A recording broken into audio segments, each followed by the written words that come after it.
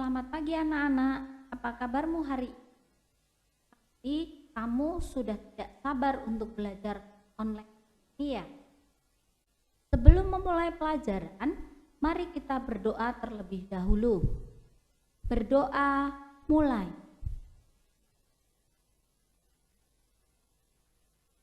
Berdoa selesai. Hari ini kita akan belajar tema 3, yaitu tugasku sehari-hari dengan mata pelajaran PKN dan agama. Setelah pembelajaran ini, diharapkan anak-anak mampu menyebutkan jenis-jenis keberagaman dan mampu menyebutkan nama Tuhan dan orang lain dengan hormat. Kemarin kita sudah menyebutkan contoh keberagaman. Coba sebutkan contoh keberagaman yang sudah kita pelajari kemarin. Untuk mencocokkan jawabanmu dan untuk lebih mendalami lagi materi ini, mari kita belajar bersama-sama dengan materi contoh-contoh keberagaman. Yang pertama, kemarin kita menyebutkan contoh keberagaman anggota keluarga. Nah, ini Miss tampilkan gambarnya. Di sini ada ayah, ada ibu, dan ada anak. Di sini anaknya berjenis kelamin laki-laki dan perempuan.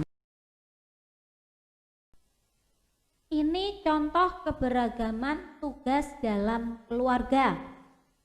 Di sini Miss kasih contoh, ayah sedang membersihkan got, ibu sedang menyapu, kakak sedang menyiram tanaman, dan adik sedang mencabut rumput.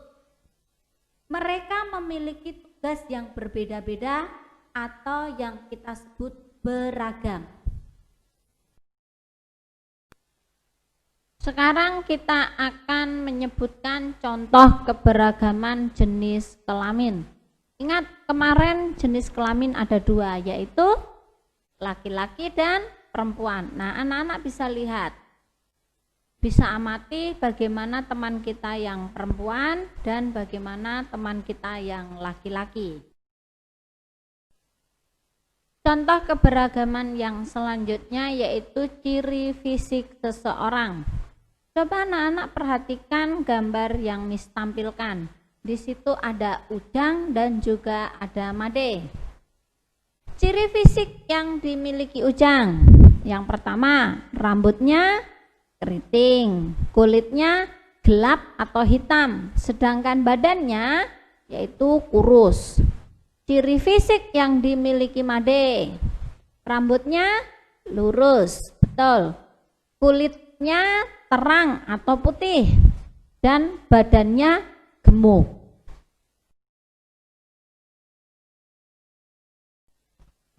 Keberagaman selanjutnya yaitu keberagaman hobi. Yang pertama di situ ada hobi menari, terus hobi membaca buku, terus hobi menyanyi. Ada juga yang hobi memasak, ada yang hobi memancing, ada yang hobi berenang, dan juga ada yang hobi bermain sepak bola. Siapa yang suka bermain sepak bola? Atau siapa yang suka menari? Sebelum masuk ke contoh keberagaman suku, marilah kita menyanyi bersama-sama yang berjudul Anak Indonesia.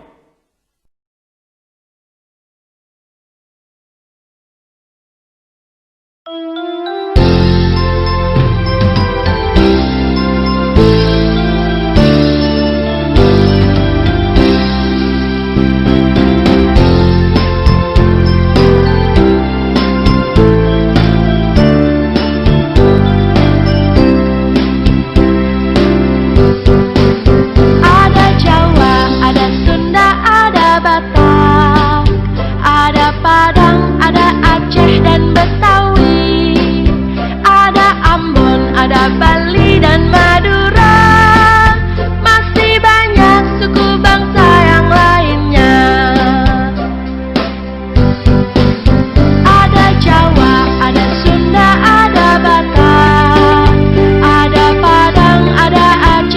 dan Betawi, ada Ambon, ada Bali dan Madura, masih banyak suku bangsa yang lainnya. Anak Indonesia, aku bangga jadi anak Indonesia. Ayo kita jaga kesatuan Bhinneka Tunggal Ika.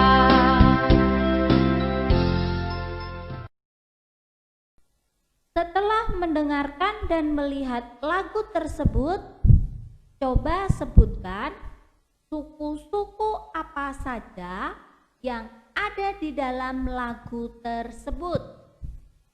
Sebutkan juga semboyan bangsa kita, bangsa Indonesia.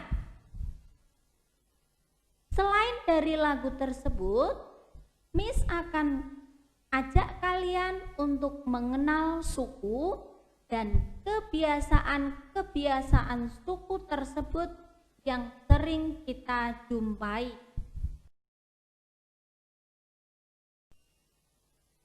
Di sini Miss tampilkan suku Talang Mama, yaitu salah satu dari sekian suku yang ada di Riau.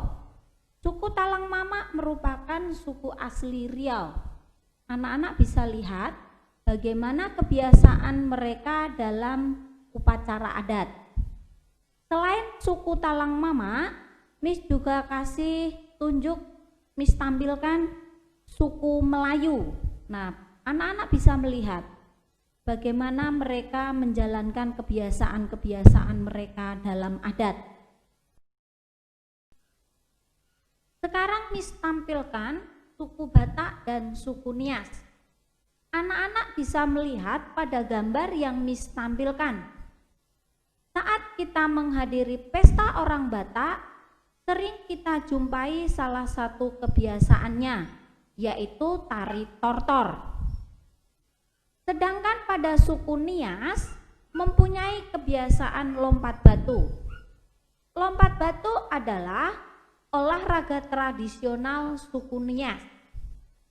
Olahraga yang sebelumnya merupakan ritual pendewasaan suku Nias.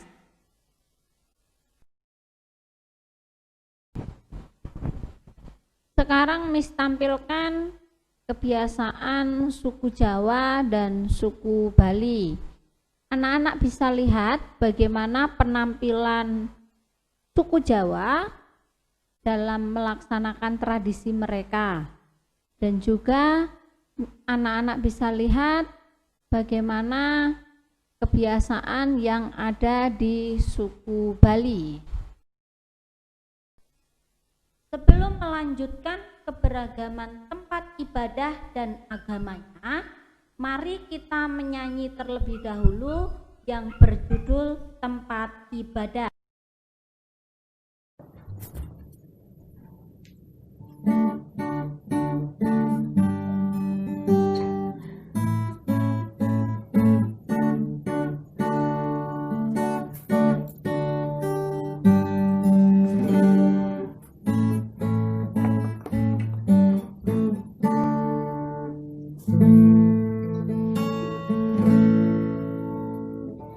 Ada 6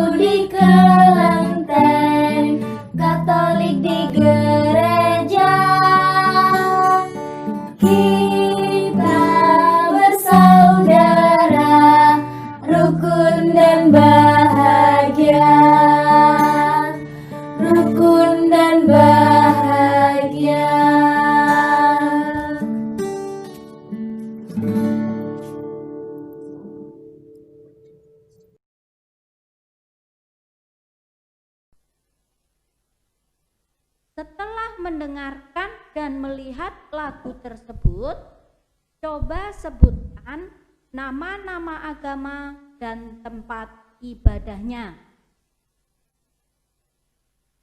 Untuk mencocokkan jawabanmu dan untuk lebih mendalami lagi, Miss akan tampilkan lagi nama agama dan tempat ibadahnya.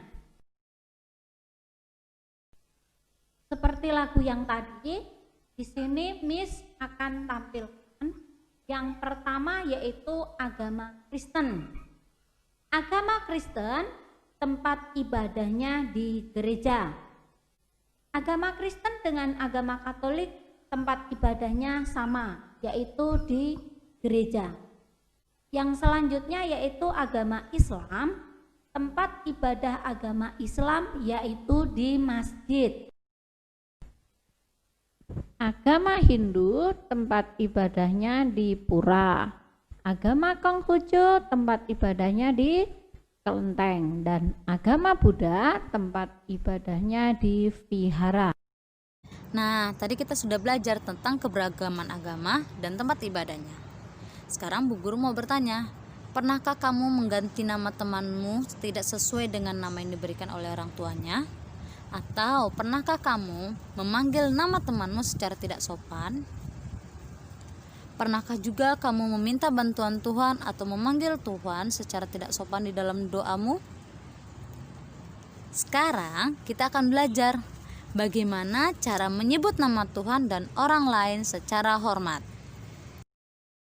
Kita mulai dari kata nama. Semua makhluk hidup mempunyai nama. Contohnya, Tuhan mempunyai nama di dalam agamanya masing-masing. Manusia diberikan nama oleh orang tuanya. Hewan juga mempunyai nama. Dan tumbuhan juga mempunyai nama. Manusia mempunyai nama. Nama kita diberi oleh orang tua yang merupakan suatu doa untuk kita. Orang tua memberi nama supaya kita mudah dipanggil oleh teman-teman ataupun orang tua sendiri. Tuhan juga mempunyai nama dalam berbagai agama. Contohnya, di dalam agama Islam namanya adalah Allah Subhanahu wa Ta'ala atau biasa ditulis Allah SWT. Dalam agama Katolik dan Kristen, kita biasa memanggil dengan nama Allah atau Yesus Kristus. Di dalam agama Buddha dipanggil dengan nama Sang Hyang Adi Buddha. Di dalam agama Hindu dipanggil dengan nama Sang Hyang Widiwasa. Sedangkan di dalam agama Konghucu dipanggil dengan nama Tian atau Sangdi. Jadi di dalam agama pun Tuhan mempunyai nama, sehingga kita tidak boleh sembarangan dalam menyebutkan nama Tuhan. Karena Tuhan adalah pencipta kita dan pencipta seluruh isi muka bumi ini. Mengapa kita perlu menyebut nama dengan hormat, baik nama Tuhan ataupun nama orang lain? Alasannya, 1. Kita harus menghormati Tuhan Sang Pencipta kita. 2. Kita harus menghargai nama pemberian dari orang tua. Dan ketiga, kita belajar bersikap sopan kepada orang lain melalui nama. Contohnya, nama kita mempunyai arti yang sangat indah dan sangat berarti bagi orang tua. Tapi apabila nama kita diubah dan dipanggil dengan nama yang lain, tentu kita merasa marah. Karena nama yang dipanggil tidak sesuai dengan nama pemberian dari orang tua. Oleh sebab itu, kita harus menghargai nama yang diberikan oleh orang tua dan memanggil nama temanmu sesuai dengan namanya. Review pelajaran hari ini. Sebelum kita mengakhiri pelajaran, kita akan kembali sedikit mengulas atau mereview kembali apa yang sudah kita pelajari hari ini. 1. Kita sudah belajar banyak tentang contoh keberagaman. Kita sekarang sudah memahami bahwa begitu banyak keberagaman yang kita miliki. Ingat, keberagaman bukan alasan untuk bertengkar ataupun berkelahi, namun merupakan kekayaan yang saling melengkapi. Ingat semboyan kita, Bhinneka Tunggal Ika, yang artinya meski berbeda-beda namun tetap satu juga. 2. Keberagaman yang berbeda membuat kita saling menghargai. Contohnya, keberagaman nama, kita memiliki nama yang berbeda-beda, yang merupakan pemberian orang tua, yang adalah suatu doa untuk kita. Nama pemberian orang tua sebaiknya dipanggil secara sopan dan baik, yang menandakan bahwa kita saling menghargai dalam keberagaman. Keberagaman adalah kekayaan yang diberikan oleh Tuhan. Maka dari itu, kita juga harus mengucapkan syukur kepada Tuhan dengan menyebut nama Tuhan secara sopan di dalam agama apapun. Terima kasih sudah mau belajar bersama hari ini.